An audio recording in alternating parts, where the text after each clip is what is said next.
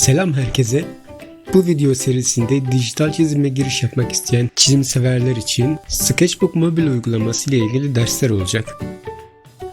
Telefon ve tabletinizde çizim kalemi yok ise linkini vereceğim dokunmatik kalem yapma videomu seyrederek kendi dokunmatik kaleminizi neredeyse bedavaya yapabileceksiniz. Sketchbook uygulaması artık tamamen ücretsiz bir uygulama.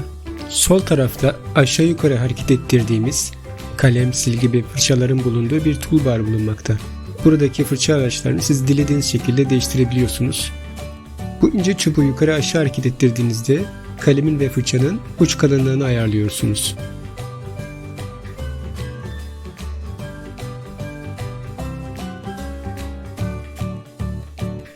Alttaki çubuğu hareket ettirdiğinizde ise fırçanın opasite değerini değiştiriyorsunuz.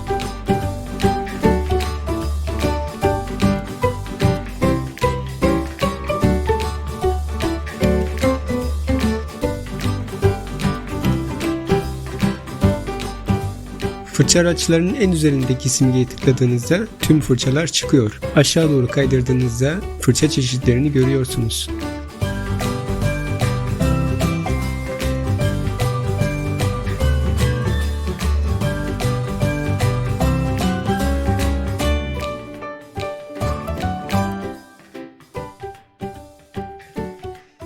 Bir fırçanın üzerine 2 defa tıkladığınızda o fırçanın ayarlarına erişiyorsunuz.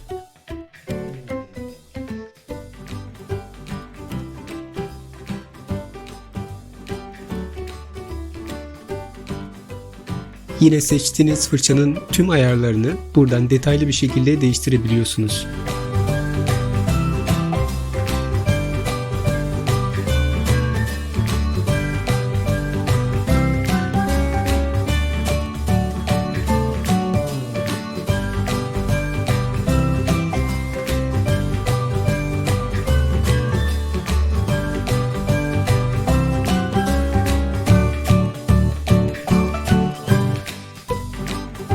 Tüm fırçaların bulunduğu bu menüden beğendiğiniz bir fırçayı sol taraftaki ana menüye istediğiniz kısmına ekleyebilirsiniz.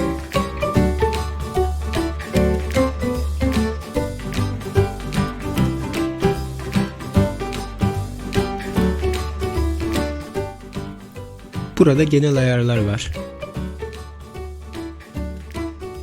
Kısa yol ayarlarını buradan değiştirebilirsiniz.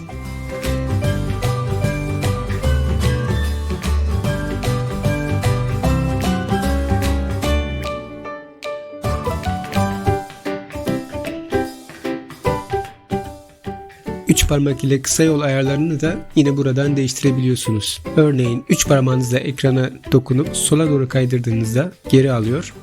Yukarı doğru kaydırdığınızda ise renk paletini açıyor. Siz bütün bu ayarları değiştirebiliyorsunuz.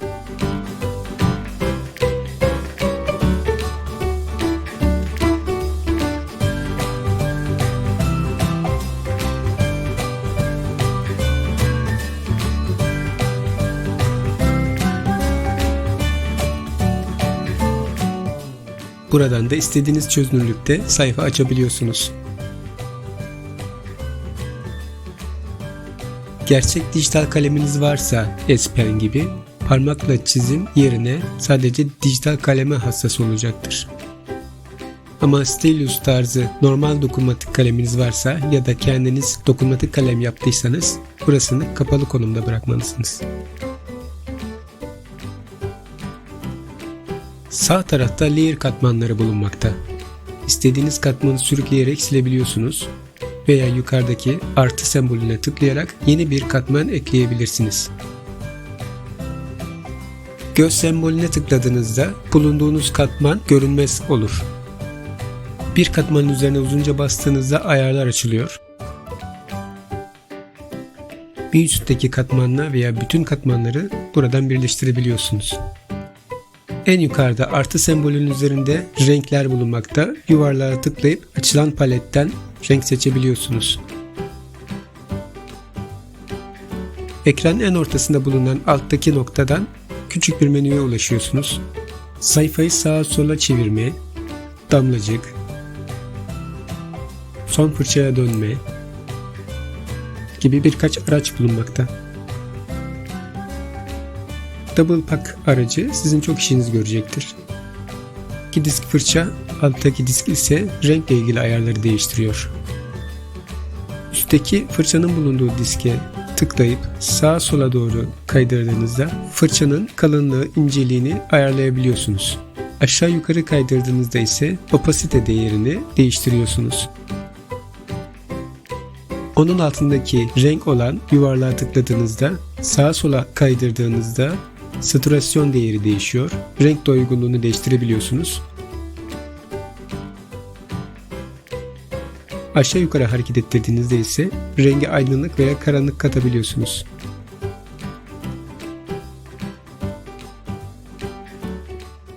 Şimdi basit bir karikatürize taslak çizelim.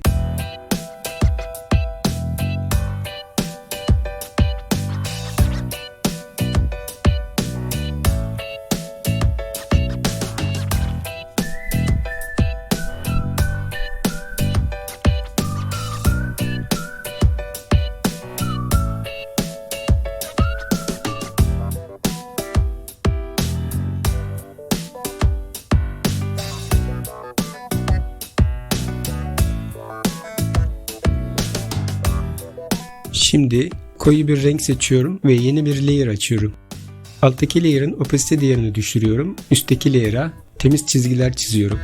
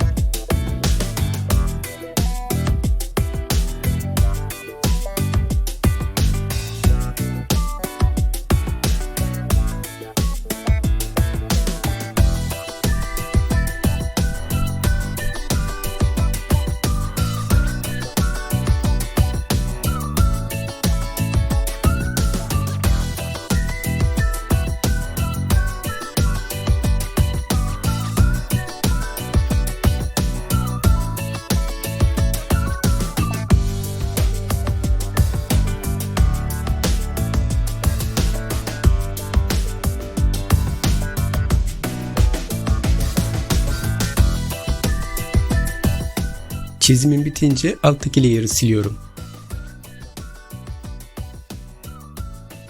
Abone olursanız sevinirim. İkinci derste görüşmek üzere.